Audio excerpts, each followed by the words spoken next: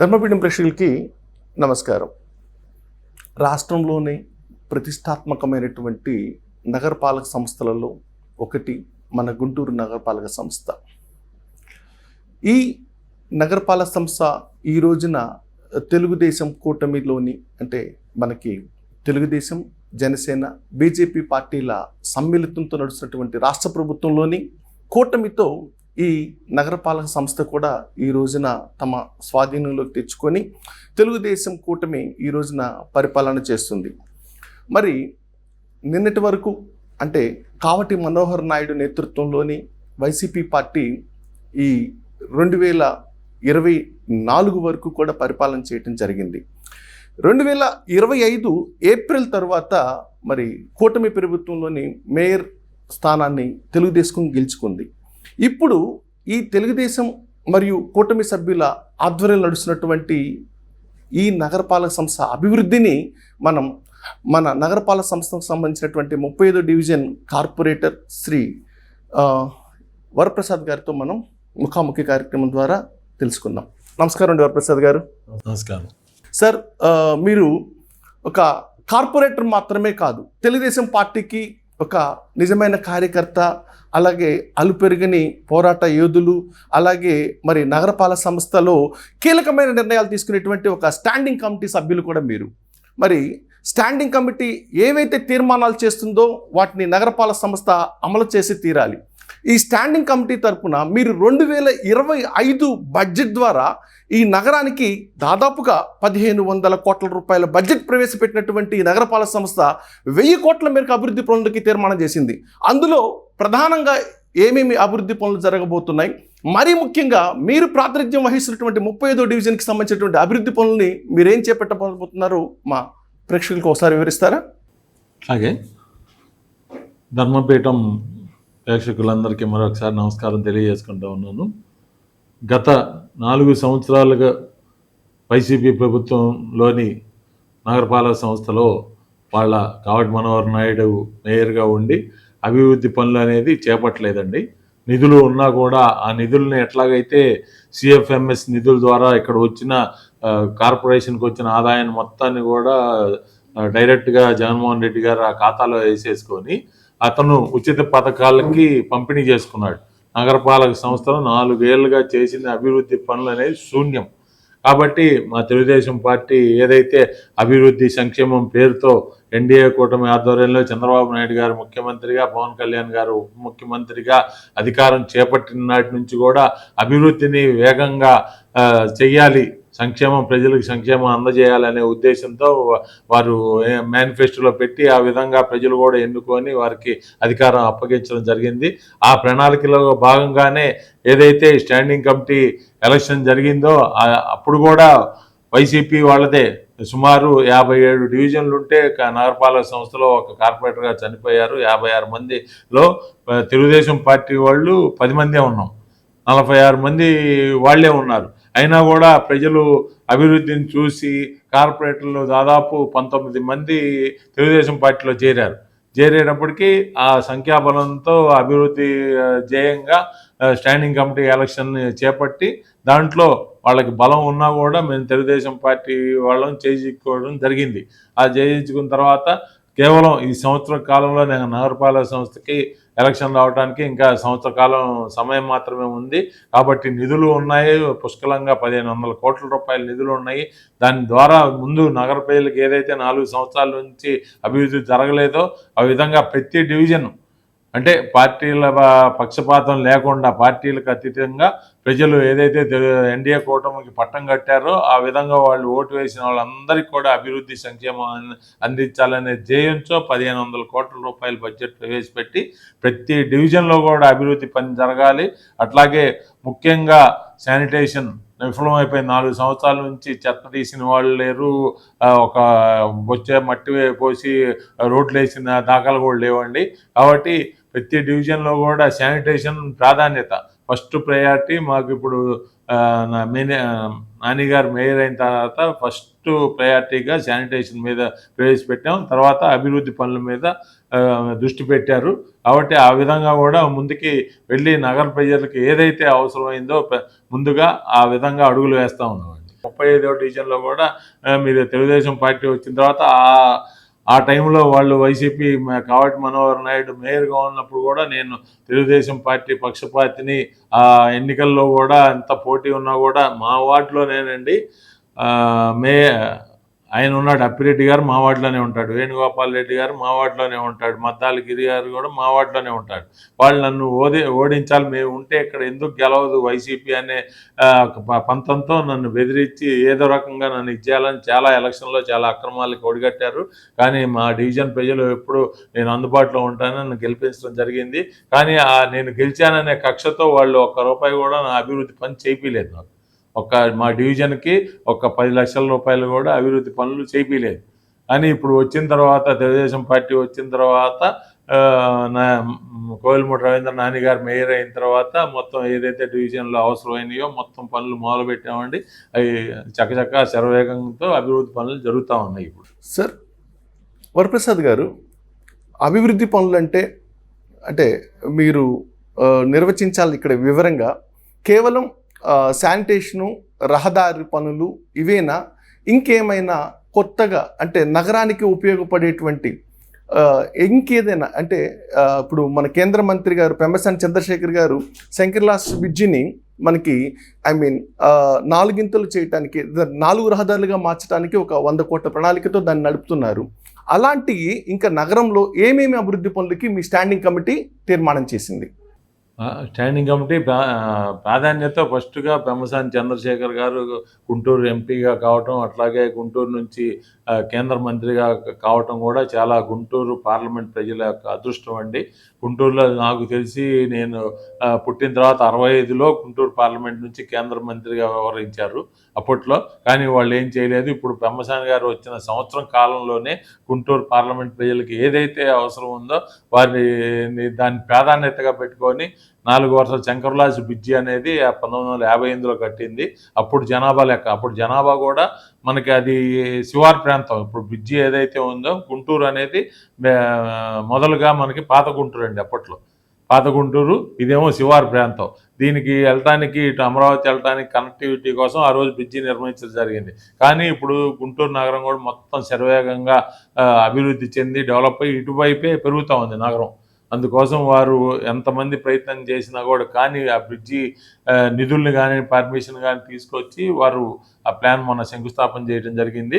మీరు చెబుతున్నారు అభివృద్ధి పనులకు నిర్వచనం ఏంటంటే ప్రజలకి ఏదైతే అవసరం ఉందో, అభివృద్ధి అంటే వాళ్ళకి కావాల్సిన రోడ్లు కావాలి, ముందు స్కూల్స్ కావాలి, హాస్పిటల్స్ కావాలి, వాళ్ళకి కేవలం ప్రాధాన్యత అన్నమాట. ప్రజలకి మంచినీరు సదుపాయం కావాలి, అట్లాగే ఉల్లాసంగా ఉండడానికి పార్కులు కావాలి. మా ఎన్డీఏ కూటమి కానీ పెమ్మసాని గారు నాని గారి ఎజెండా ఏంటంటే ప్రజలకి మౌలిక వసతులు ఏంటంటే ఫస్ట్ మంచినీరు ప్రాధాన్యతగా పెట్టుకున్నాము. గోరంట్ల రిజర్వాయర్ గురించి చర్చలు జరిపి అదే తొందరలో ప్రారంభించడానికి చర్యలు తీసుకుంటున్నారు. అట్లాగే మొన్న కార్పొరేషన్లో మీటింగ్ జరిగింది.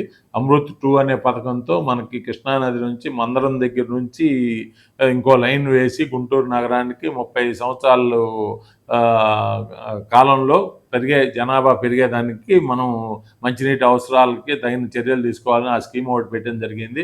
అట్లాగే పార్కులు కూడా అండి. మనకి గుంటూరు నగరాన్ని చూస్తే గాంధీ పార్క్ ఒకటి తప్పితే ఇంకో వేరే పార్కు లేదు. దానికి కూడా ప్రణాళిక రచిస్తూ ఉన్నారు.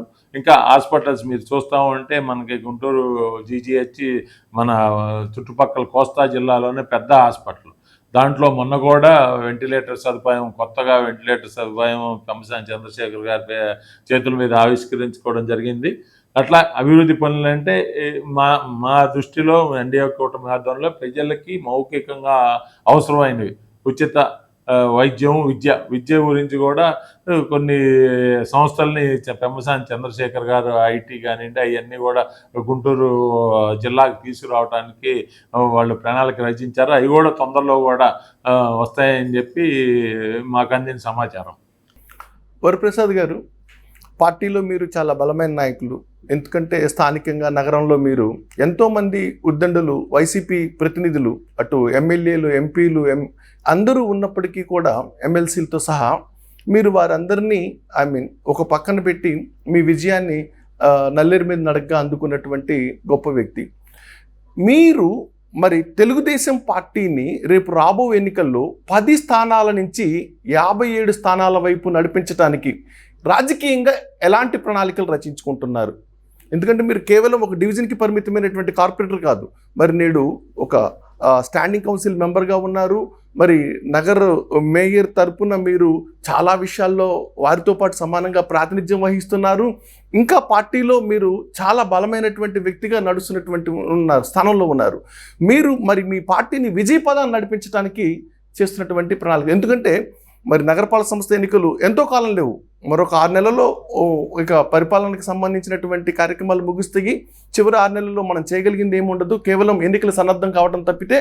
కాబట్టి కాలం చాలా తక్కువగా ఉంది. కాబట్టి రాబో నగరపాలిక ఎన్నికలకి మీరు ఎలాంటి ప్రణాళికతో ఉన్నారు?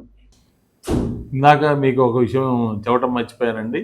నేను ఈ రోజున 1989 నుంచి పార్టీలో క్రియాశీలకంగా తెలుగు యువత అధ్యక్షుడిగా గుంటూరు నగరంలో పనిచేసి అక్కడ నుంచి అంచెలంచెలుగా ఎదుగుతూ వచ్చాను.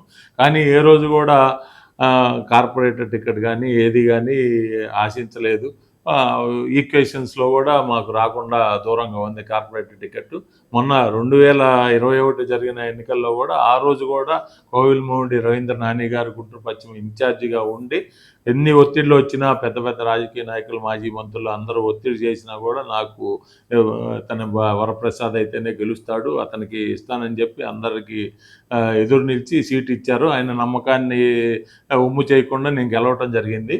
ఈ రోజున మీరు అడిగిన దానికి ఏంటంటే అధిష్టానం కూడా ఏదైతే రాబోయే ఎలక్షన్లను దృష్టిలో పెట్టుకొని నగరం మేయర్గా కూడా 2 వ్యక్తులు పోటీ పడ్డారు. అయినా కూడా గుంటూరు నగరం గురించి అవగాహన కలిగి మొన్న ఎలక్షన్లో కూడా 2021 ఎలక్షన్లో కూడా ఆ రోజు కోవిల్మూడి రవీంద్ర నాని గారు మేయర్ అభ్యర్థిగా పోటీ చేయడం జరిగింది. ఎవరు ఆ రోజు ఆయన అయితేనే పోటీ తట్టుకోగలరు అని చెప్పి చేయడం జరిగింది. కానీ ఆ వేవులో మనం మేయర్ పీఠాన్ని అధిష్ఠించలేకపోయాం. ఆ దృష్టిలో పెట్టుకొని గుంటూరు నగరంపై అవగాహన కలిగి ఎవరైతే పార్టీని గుంటూరు నగరం రాబోయే మున్సిపల్ ఎలక్షన్లో మీరు అన్నట్టు 57 డివిజన్లలో అత్యధిక స్థానాలని కైవసం చేసుకోవాలంటే ఎవరైతే దానికి సమర్థుడు అని చెప్పి ఆలోచించి చంద్రబాబు నాయుడు గారు కోవిల్మూడి రవీంద్ర నాని గారిని ఎన్నుకోవడం జరిగింది, మేయర్గా ఎన్నుకొని. కాబట్టి కోవిల్మూడి రవీంద్ర నాని గారి ఆధ్వర్యంలో మీరు అన్నట్టు ఆయనకి చేదోడు వాదోడుగా ఉంటూ పార్టీలో ఆయనకి తెలుసు ఇన్ఛార్జిగా గతంలో 5 ఏళ్ళు ఆయన ఇన్ఛార్జిగా పనిచేశారు. కాబట్టి నగరంలో ఎవరికి ఏ ప్రాంతంలో ఎవరికి ఏం అవసరాలు మౌలిక అవసరాలు కానివ్వండి, అభివృద్ధి కానీ ఏం కావాలో ఆయనకి తెలుసు. ఆయనకి చేదోడు వాదోడుగా ఉంటూ నాకు కూడా ఉన్న అవగాహన మేరకు మీరు అన్నట్టు పార్టీలో అందరూ చిన్న స్థాయి కార్యకర్తల నుంచి పెద్ద పెద్ద పెమ్మసాని చంద్రశేఖర్ వారితో కూడా నాకు పరిచయాలు ఉన్నాయి, అవగాహన కూడా ఉంది. కాబట్టి నా సూచనలు సలహాలు వారికి అందిస్తూ వారు చెప్పిన విధానంగా మేము నడుచుకుంటూ రేపు రాబోయే ఎలక్షన్లో 26 కార్పొరేషన్ ఎలక్షన్లో కూడా 57 డివిజన్లలో 90% స్థానాల్ని కైవసం చేసుకోవడానికి మేము తీవ్రంగా కృషి చేస్తున్నాం. ఆ విధంగా కోవిల్మూడి రవీంద్ర గారు మొన్న 28వ తారీఖు ఏప్రిల్ 28వ తారీఖు మేయర్గా ప్రమాణ స్వీకారం చేశారు. ఇవాళకి 15 రోజులు అయింది. 15 రోజులు కూడా పలు అభివృద్ధి పనులకి ఆయన శ్రీకారం చుట్టారు. ఆ విధంగా కూడా అధికారులు కానివ్వండి లేకపోతే మున్సిపల్ సిబ్బందిని కానీ వేగంగా పరుగులు తీపిస్తా ముందు అభివృద్ధి చేయాలనే దృష్టితో వారు పని మొదలుపెట్టారు. వారికి చేదోడు వాదుగా ఉంటూ మేము కార్పొరేటర్లను కూడా ఆయన్ని ఫాలో అవుతా ఉన్నాం. రవీంద్ర గారు, మరి మన గుంటూరు నగరం ఏర్పాటయ్యి మనకి దాదాపుగా 150 సంవత్సరాల పైబడి చరిత్ర ఉంది. కార్పొరేషన్గా 1994 నుంచి మనకి ఆ అభివృద్ధి దిశ అనేది మొదలైంది. అయితే నేటికి కూడా మన లక్ష్మీపురం, విద్యానగరు ఇలాంటి ప్రధాన రహదారులు ఏవైతే ఉంటున్నాయో వర్షం వస్తే రహదారుల నిండా నీరు నిలబడిపోయేటువంటి ఒక పెద్ద ప్రమాదం మనము చూస్తున్నాం. అంటే మనము గుంటూరు అంటే గుంటలూరు అనేటువంటి ఒక పేరుని సార్థకం చేసుకునే విధంగా మన పాలన కొనసాగుతుందా, లేకపోతే అధికారుల తీరు ఆ విధంగా అభివృద్ధిలో ఉందా? దీనికి శాశ్వత పరిష్కారంగా కనీసం నాని నేతృత్వంలోని మీ యొక్క క్యాబినెట్ ఏం చేస్తుంది? మీరు అన్నట్టు ఇంతకుముందు గుంటలూరు అనే పేరు గత ప్రభుత్వంలో కూడా జరిగిందండి, వాస్తవం అది. కానీ ఎన్డీఏ కూటమి ప్రభుత్వం వచ్చిన తర్వాత ఎక్కడైతే గుంటలు ఉన్నాయో యుద్ధ ప్రతిపాదక మీదుగా మరమ్మతులు చేసి కొత్త రోడ్లు వేయాలని చెప్పారు. ఈ రోజున మీరు క్షేత్రస్థాయిలో పరిశీలిస్తే గుంటూరు నగరంలో ఏ రోడ్డు అయినా సరే వెళ్ళినా కూడా ఎక్కడ గుంటలు కనపడవు. కొత్త కాలనీలు, శివారు కాలనీలు కూడా మేము మొన్న మీకు చెప్పినట్టు 1500 కోట్ల రూపాయల బడ్జెట్లో 500 కోట్ల రూపాయలు ఓన్లీ రోడ్స్ కండి, బీటీ రోడ్డు కానీ సిమెంట్ రోడ్లు కానీ శాంక్షన్ చేశాము. అట్లాగే మీరు పేర్కొన్నట్టు లక్ష్మీపురం మెయిన్ రోడ్డు నుంచి మదర్ తెరెసా బొమ్మ నుంచి ఎన్టీఆర్ స్టేడియం దాకా రెండు సైడ్స్కి ఇంతకుముందు డ్రైన్స్ లేవండి. కాబట్టి ఆ వాటర్ అనేది రైన్ వాటర్ రోడ్డు మీద ఉండి అవి పోవటానికి చాలా టైం పట్టేది. ఇప్పుడు డ్రైన్స్ పెట్టాము, టెండర్ స్టేజ్లో ఉన్నాయి. ఒక నెలలో అది కూడా మొదలు పెడతా ఉన్నాం. అట్లాగే విద్యానగర్ సైడ్ కూడా రోడ్స్ అప్పట్లో కరెక్ట్గా వేయిపోవటం మూలంగా, లెవెల్ లేకపోవటం మూలంగా రైన్ వాటర్ అనేది రోడ్డు మీద ఆగుతూ ఉంది. దానికి కూడా ఇంజనీర్స్ ప్లాన్ చేశారు. అది కూడా పరిష్కారం తొందరలోనే వస్తూ ఉంది. కాబట్టి గుంటలూరు అనేది శాశ్వతంగా మారిపోయి ఇప్పుడు ఏదైతే ఇంకో ప్రాధాన్యత కూడా మనకి అమరావతి రాజధాని నగరానికి దగ్గరలో, అతి దగ్గరలో ఉన్నది గుంటూరు. దాన్ని రాజధాని ప్రాంతానికి ధీటుగా సరిదిద్దాలి, గుంటూరు నగరాన్ని తయారు చేయాలనే ఉద్దేశంతో మేయర్ గారు కోయిలమూడి రవీంద్ర గారు ఉన్నారు. వారు కూడా వారికి ఉన్న అవగాహన, ఇంతకుముందు పలు అభివృద్ధి కార్యక్రమాల్లో వాళ్ళు కూడా పాల్గొన్నారు. ఆయనకి చాలా అవగాహన ఉంది నగరాన్ని ఎట్లా డెవలప్ చేయాలనేది. అట్లా ఆ ప్రణాళిక రచించుకొని ముందుకెళ్తా ఉన్నాం. సార్, 1976 నుంచి గుంటూరు నగరానికి కేవలం అప్పట్లో 28 డివిజన్లకు మాత్రమే భూగర్భ డ్రైనేజీ ఉంది, అండర్ గ్రౌండ్ డ్రైనేజీ అంటాం. అయితే గతంలో 2019కి ముందు 2014 నుంచి 19 వరకు తెలుగుదేశం ప్రభుత్వం ఉండటం కారణంగా మనకి అప్పుడు గల్లా జయదేవ్ గారి నేతృత్వంలో మనకి 900 కోట్ల రూపాయల నిధులతో మనకి భూగర్భ డ్రైనేజీ, అండర్ గ్రౌండ్ డ్రైనేజ్ సిస్టమ్ని తీసుకురావడానికి చాలా ప్రయత్నాలు జరిగినాయి. అయితే ఇంకా నగరంలో ఈ పశ్చిమ విభాగానికి సంబంధించి ఈ భూగర్భ డ్రైనేజీ వ్యవస్థని సంపూర్ణీకరణ చేయటంలో అంత సఫలీకృతం కాలేదనేటువంటి ఒక విమర్శ ఉంది. దాన్ని మీరు ఏ విధంగా సమర్థిస్తారు? అంటే మీరు చెప్పిన మాట వాస్తవమే. గల్లా జయదేవ్ గారు ఆ రోజు కేంద్ర ప్రభుత్వం దగ్గర నుంచి 900 కోట్ల రూపాయల నిధుల్ని తీసుకురావడం జరిగిన తర్వాత మన 2014 నుంచి 19 కాలంలో మనకి దాదాపు 70% అండర్ గ్రౌండ్ యూజీడీ వర్క్ జరిగింది. అప్పుడు ఆ నిధులు సరిపోయినాయి. ఇంకా ఏంటంటే పెరిగిన పరిసరాలను బట్టి లేకపోతే ఖర్చును బట్టి కూడా అంచనాలు పెరుగుతూ ఉంటాయి. ఇంకా ఒక 30% సుమారు ఒక 400 కోట్ల రూపాయలు ఆ ప్రాజెక్టుకి వ్యయం అవుతూ ఉన్నాయి. కానీ ఇక్కడ జరిగింది ఏంటంటే గత 5 ఏళ్లలో వైసీపీ పాలనలో వాళ్ళు ఏదైతే తెలుగుదేశం పార్టీ అభివృద్ధి పనిచేసిందో దాన్ని ఎక్కడా కూడా ఏ విధంగా కూడా ఏ ప్రాజెక్టులో కూడా కొనసాగించలేదు. వాళ్ళు కనుక కొనసాగిస్తే అయిపోయేది, ఆ ప్రాజెక్టు పూర్తి అయ్యేది. యూజీడీ పూర్తి అయిపోయి నగర ప్రజలకి బాగా డ్రైనేజ్ వ్యవస్థ బాగుండేది. కానీ అది వాళ్ళు చేయలేదు. కాబట్టి ఇప్పుడు మళ్ళీ కూడా మన ప్రభుత్వం వచ్చిన తర్వాత, మొన్న నాని గారు మేయర్ అయిన తర్వాత పెమ్మసాని చంద్రశేఖర్ గారితో మాట్లాడి ఇప్పుడు ఎంతైతే అంచనా ఉందో సుమారు 380 కోట్ల రూపాయలు అంచనా వేశారు. దానికి మళ్ళీ నిధులు విడుదల చేస్తాము, మళ్ళీ పనులు మొదలుపెట్టండి అని చెప్పి పెమ్మసాని చంద్రశేఖర్ గారు హామీ ఇవ్వడం జరిగింది. రేపు 15వ తారీఖు తర్వాత దానికి సంబంధించి పనులు మొదలవుతాయండి.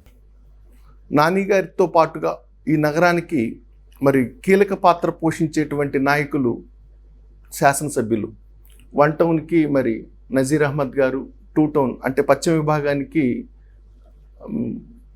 గల్లా మాధవి గారు.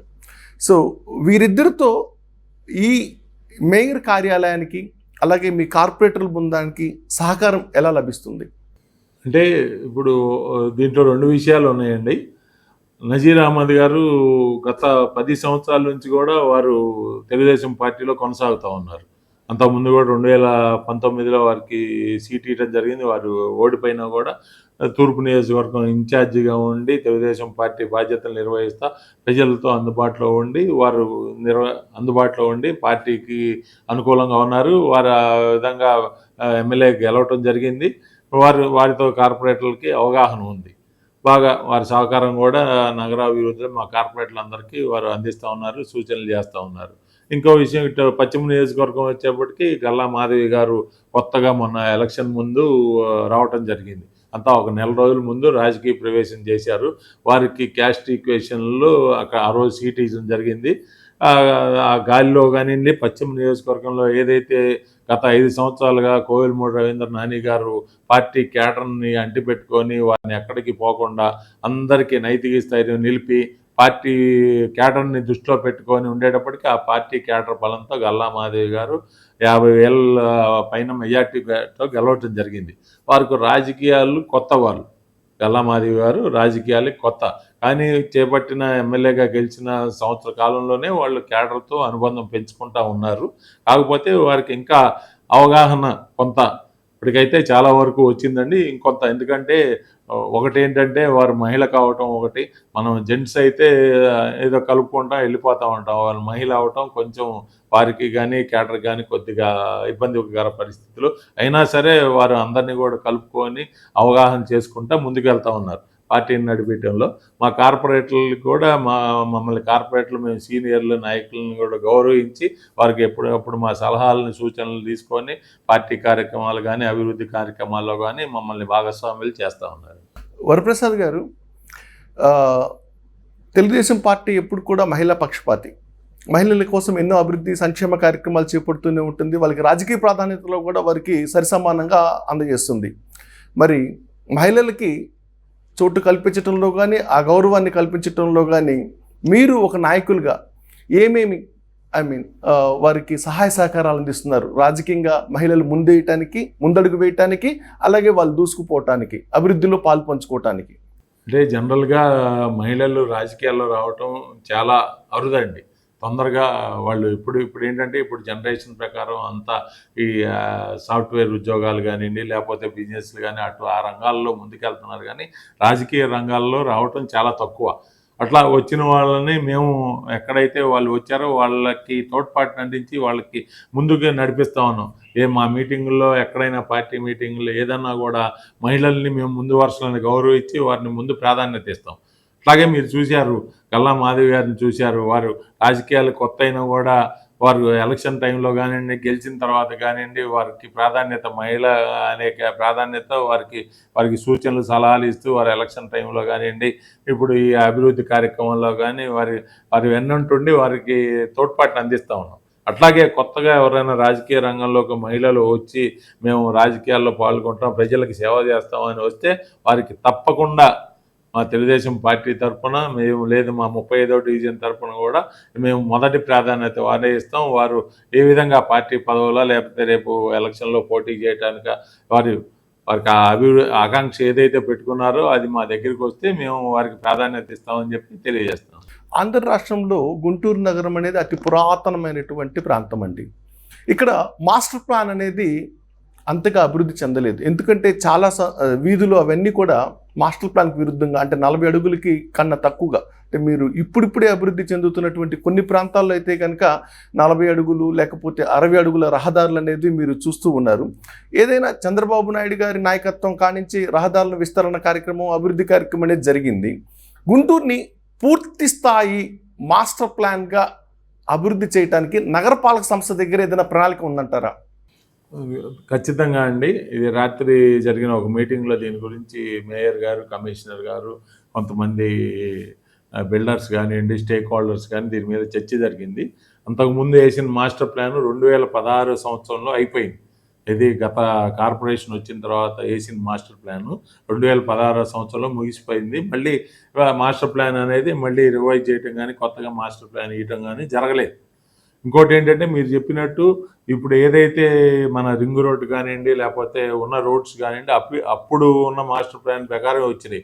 కానీ కొన్ని ఇప్పుడు కొత్తగా లేఅవుట్లు వేస్తున్నారు. మీరు చూస్తే గుంటూరు నగరం చుట్టుపక్కల ఎక్కడ చూసినా కూడా అన్ని అనాధికార లేఅవుట్లు అండి.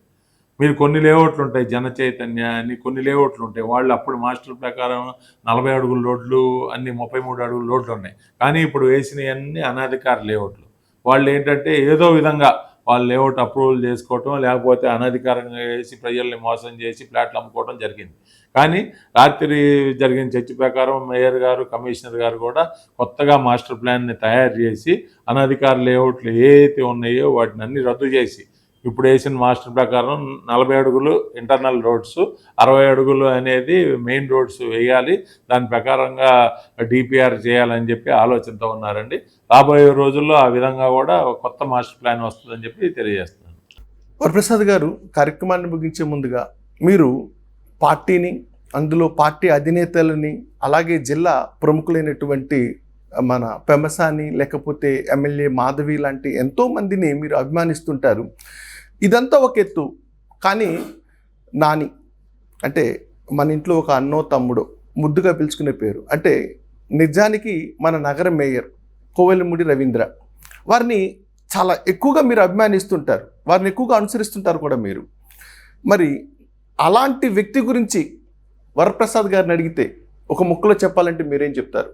ఇప్పుడు ఏదైనా ఇప్పుడు ఎన్టీ రామారావు గారు ఉన్నారు, వారిని మనం అభిమానిస్తూ ఉన్నామంటే వారు సినీ రంగం కానీ అక్కడ నుంచి అక్కడ ఒక రంగం ప్రేక్షకులకు వారికి మద్దతు ఇచ్చారు, అభిమానించారు. అట్లాగే రాజకీయ రంగం నుంచి అట్లా అందరూ తెలుగు జాతి మొత్తం వారిని అభిమానించింది. ఇప్పుడు నేను నాని గారిని ఎందుకు అభిమానిస్తా ఉన్నాను, నేను 89 నుంచి తెలుగుదేశం పార్టీలో కొనసాగుతాను.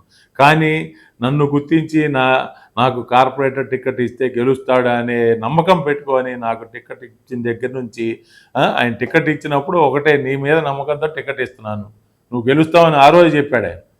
అటువంటి భరోసా గల నాయకుడిని, అభిమానించే నాయకుడిని నేను ఆరాధ్య దైవంగా భావిస్తా ఉన్నా ఇవాళ. ఎందుకంటే నాకు అంతకుముందు నాని గారి దగ్గర నుంచి ఆలపాటి రాజేంద్ర ప్రసాద్ గారు కానీ, రత్తయ్య గారు కానీ, కోడేశ్వర శివప్రసాద్ గారు అందరితో కూడా పరిచయాలు ఉన్నాయి. కానీ ఎవరు ఏ రోజు ఇదిగో నీకు కార్పొరేటర్ టికెట్ ఇస్తాము, నువ్వు పోయి గెలువు అనే మాట ఎవరు అనలేదు.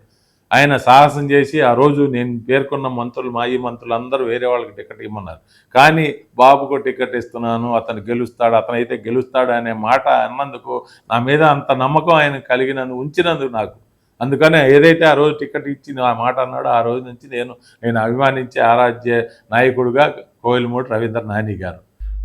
వరప్రసాద్ గారు, మీరు కేవలం ఒక కార్పొరేటర్గానే కాదు, స్టాండింగ్ కౌన్సిల్ సభ్యులతో పాటు అనేక బాధ్యతల్ని మీరు మన గుంటూరు నగరంలోనే ఒక పేరొందినటువంటి ప్రముఖ దేవాలయానికి నాయకులుగా ఉన్నారు కమిటీ తరపున.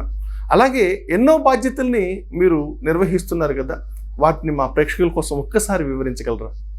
అంటే యాక్చువల్గా తెలుగుదేశం పార్టీలో కొనసాగుతూ ఉంటే అందరు నన్ను కూడా కమ్మాసి అని అనుకుంటారండి. యాక్చువల్గా నేను వైశ్య కులానికి చెందినవాడిని. కానీ ఏ రోజు కూడా నేను కులాన్ని బయట పెట్టుకోలేదు.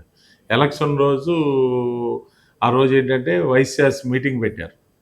మీటింగ్ ఓన్లీ వైశ్యాస్ ఏదైతే ఎలక్షన్లో పోటీ చేసే క్యాండిడేట్కి సపోర్ట్ కానీ పెట్టారు. ఆ రోజు కూడా ఆ రోజు బయటపడింది. ఆ రోజు నేను వెళ్తే వైసీపీ వాళ్ళు అందరూ ఉండి నన్ను లోపల రానిలేదు. అందుకని మనం ఇట్లా మీలాంటి మీడియా మిత్రుడు ఒకడే ఇట్లా ఇంటర్వ్యూ చేస్తే ఆ రోజు స్టేట్ మొత్తం వైశ్యాస్, బాబు వైశ్యాస్ అనేది బయటపడింది. అట్లా ఆ దృష్టి అప్పటి నుంచి నేను వైశ్య కాబట్టి వైశ్యులందరూ కూడా మా వాళ్ళందరూ వచ్చి కలుపుకొని నన్ను ఆదరించారు. ఆ విధంగా నేను కార్పొరేటర్ అయిన తర్వాత గుంటూరు నగరంలోని వైశ్యాస్ అందరినీ కూడా ఒక తాటి మీద తీసుకొచ్చి ఆ రోజు ఇంకోటి పరిస్థితి ఏంటంటే మద్దాలగిరి వైశ్య కులానికి చెందినవాడు, అతను వెంటనే పార్టీ మారటం, అధికారం రావటం, పార్టీ మారటం అనేది కొద్దిగా ఇబ్బందికర పరిస్థితి. అయినా సరే వాళ్ళు తెలుగుదేశం పార్టీలో ఉన్న వైశ్యులు అందరూ కూడా నాకు మద్దతు తెలిపి నాతో పాటు వారు ఇప్పటికి కూడా కొనసాగుతూ ఉన్నారు. ఆ దృష్టిలో పెట్టుకొని మన ఆంధ్ర మహాసభ అని మా వైశ్య కులానికి చెందిన ఒక స్టేట్ అసోసియేషన్ ఉంటుందండి. వాళ్ళు ఏంటంటే ఎలక్షన్ ముందు మన తెలుగుదేశం పార్టీ తరఫున మొత్తం జిల్లా వారీగా, మండల వారీగా మీటింగ్ పెట్టమని చెప్పి బాధ్యత అప్పచెప్పారు. ఆ విధంగా జిల్లా వారీగా, మండల వారీగా, అట్లాగే మొత్తం గుంటూరు పార్లమెంట్గా పెంసాని చంద్రశేఖర్ గారు ఒక మీటింగ్ పెట్టమంటే సిద్ధార్థ గార్డెన్స్లో పెట్టడం జరిగింది. ఒక 5,000 మంది ఆ రోజు వైశ్యాస్ ఆ మీటింగ్ హాజరయ్యారు. అట్లా కులంలో కూడా ఒక నాయకుడిగా మా కులం వాళ్ళందరూ కూడా నన్ను అభిమానిస్తూ ఉన్నారు. మొన్న దసరా ఉత్సవాల రోజున మాకు అమ్మవారి 103 సంవత్సరాల చరిత్ర కలిగిన కన్నికా పరమేశ్వరి అమ్మవారి దేవస్థానం ఉంది గుంటూరు ఆరగ్రహాలలో. దానికేంటంటే మన పార్టీ తెలుగుదేశం పార్టీ అధికారంలోకి వచ్చింది కాబట్టి ఉత్సవాలు ఘనంగా నిర్వహించాలి. ప్రతి సంవత్సరం దసరా నవరాత్రి ఉత్సవాలు జరుగుతూ ఉంటాయి గుడి దగ్గర. మన పార్టీ వచ్చింది కాబట్టి అత్యంత ఘనంగా జరగాలని తూర్పు నియోజకవర్గం శాసనసభ్యులు నువ్వైతే బాగా చేస్తావని నన్ను ఉత్సవ కమిటీ చైర్మన్గా నియమించారు. నా మీద నమ్మకంతో ఆయన నమ్మకాన్ని ఉమ్ముగాకుండా ఘనంగా నిర్వహించాం. ఆ ఉత్సవానికి మన దేవాదాయ శాఖ మంత్రి రామనారాయణ రెడ్డి గారు కానివ్వండి, లేకపోతే అందరూ ఇద్దరు మంత్రులు వచ్చారు, శాసనసభ్యులు అందరూ, గుంటూరు జిల్లాలో ఉన్న శాసనసభ్యులు పెమ్మసాని చంద్రశేఖర్ గారు నా నేతృత్వంలో ఉత్సవాలు జరుగుతున్నాయి, ఎట్లా ఉందో చూడాలి, ఎట్లా చేస్తాడు వరప్రసాద్ అనే దీంతో వాళ్ళు రావటం జరిగింది. వారు వచ్చిన తర్వాత కూడా ఏర్పాట్లు కానీ ఉత్సవాలు కానీ బాగా జరుగుతున్నాయి అని చెప్పి నాకు ప్రోత్సాహం వేయటం జరిగింది. కాబట్టి కులపరంగా నేనేంటంటే రాజకీయాలకి కులానికి సంబంధం పెట్టను, ఎందుకంటే ఇవాళ ఆ విధంగానే నడుస్తున్నాయి. కానీ మనం ఏదైతే పార్టీలో ఉన్నామో మన దీన్ని బట్టి, ప్రతిభను బట్టి కానీ, మన ఏదైతే నాయకుల పట్ల పార్టీ పట్ల ఉన్న నిబద్ధత పట్ల కానీ ముందుకు వెళ్ళాలనే నేను చేస్తూ ఉంటాను. కులాన్ని అయితే సెకండ్ ప్రయారిటీలో పెట్టుకుంటాం, ముందు మన పార్టీ మన కార్యక్రమాల్ని ముందుకు నడిపిస్తూ ఉంటాం. వరప్రసాద్ గారు, మరి కన్నికా పరమేశ్వరి దేవస్థానం అంటే కేవలం ఆధ్యాత్మిక కార్యక్రమాలకే కాదు, అనేక సేవా కార్యక్రమాలకు కూడా అది కేంద్ర బిందువు. అక్కడ ఆ కమిటీ ఎన్నో సేవా కార్యక్రమాలు చేస్తుంది. మీ నేతృత్వంలో జరిగినటువంటి గొప్ప సేవా కార్యక్రమాలని ఏదైనా వివరించగలరా? అది అక్కడ ప్రతిరోజు అన్నదానం, ఒక 500 మందికి అన్నదానం చేస్తూ ఉంటామండి. అట్లాగే ఈ వేసవికాలం వచ్చిన ప్రతి వేసవికాలం రోజుకి ఒక 1000 మందికి బాటసార్లకు కానివ్వండి, అక్కడ ఏరియా వాళ్ళకి కానివ్వండి, చల్లని మజ్జిగ పంపిణీ చేస్తూ ఉంటాం. అట్లా చలివేంద్రం పెట్టి ఈ పంపిణీ చేస్తూ ఉంటాం. అట్లా కాకుండా నెలకు ఒకసారి ఏదైతే వైశ్యులలో పేద ఆర్యవయసులు ఉంటారు వాళ్ళకి పింఛన్ అని చెప్పి మనిషికి ఒక 200 రూపాయలు, పేద ఆర్యవయసులకి ఒక 200 చొప్పున మా గుడి తరఫున, మా వైశ్య సంఘాల తరఫున ఇస్తూ ఉంటాం. అట్లాగే కొంతమందికి ఒక 25 కేజీలు బియ్యం కానివ్వండి, నిత్యావసర సరుకులు కానీ అందజేస్తూ ఉంటాం. అట్లా కాకుండా ఇంకా సంవత్సరానికి ఒకసారి వీళ్ళందరికీ తీసుకొని పేద పిల్లలకి, ఆర్యవయసుల పిల్లలకి స్కాలర్షిప్స్, లేకపోతే బీటెక్ వాళ్ళకి ఫీజు, ఒక సంవత్సరం ఫీజు. మొన్న జరిగిన కార్యక్రమంలో ఐఏఎస్ వాళ్ళకు కూడా మా ఆర్యవైశ్య సంఘం తరఫున ఐఏఎస్ సెలెక్ట్ అయిన వాళ్ళకు కూడా ఫీజు అవన్నీ మేము సంఘాల తరఫున అందజేస్తూ ఉంటాం. అట్లా ఏదైనా అభివృద్ధి సేవా కార్యక్రమం అంటే వైశ్యాసు, వాసు అని కానివ్వండి, కనకా పరమేశ్వర అమ్మవారి సంఘాలు కానీ మేము ముందుంటాం.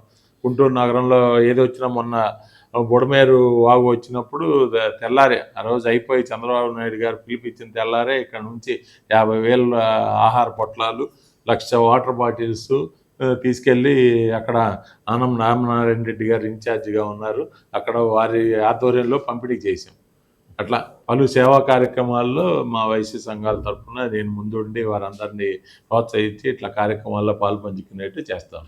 ఏదేమైనా వరప్రసాద్ అంటే కేవలం ఒక స్థానిక నాయకుడే కాదు, మరి ఒక మంచి వ్యక్తిత్వంతో పాటు మానవత్వం కలిగినటువంటి ధార్మిక వ్యక్తి అని, తను ఎన్నో సేవా కార్యక్రమాలు చేస్తున్నప్పటికీ కూడా వాటన్నిటినీ ఒక ప్రచారం కోసం కాకుండా తన బాధ్యతగా తను ఒక పౌరుడిగా తను ఎన్నో మంచి కార్యక్రమాల్లో ముందుకు దూసుకెళ్తున్నటువంటి వరప్రసాద్ గారు మున్ముందు మరిన్ని పదవులు అలంకరిస్తూ ఆయన మరింత ఉన్నత స్థాయికి చేరుకోవాలని మన ధర్మపీఠం మనసారా ప్రేక్షకుల తరపున మరి కోరుకుంటూ సెలవు తీసుకుంటున్నాం. నమస్కారం అండి. నమస్కారం.